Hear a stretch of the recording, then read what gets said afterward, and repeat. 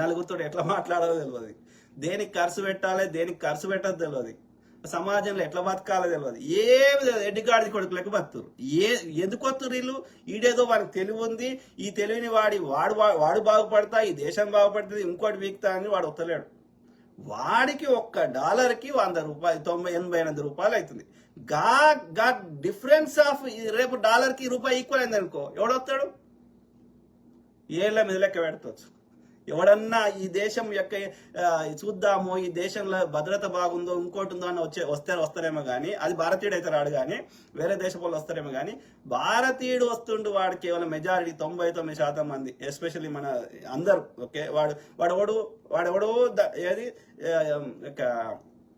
Mexico country నుంచి first ఏదో దేశం పోతారు, ఏదో దేశం నుంచి సౌత్ అమెరికాకు పోతారు, సౌత్ అమెరికా నుంచి ఎటనో పడి గుజరాత్ వాళ్ళు, పంజాబ్ వాళ్ళు, ఈ నార్త్ ఇండియా వాళ్ళు, చదువుకోని వాళ్ళు, రకరకాల ఇల్లీగల్కి ఎందుకు వస్తున్నారు? $1కి 88 రూపాయలు అవుతుంది.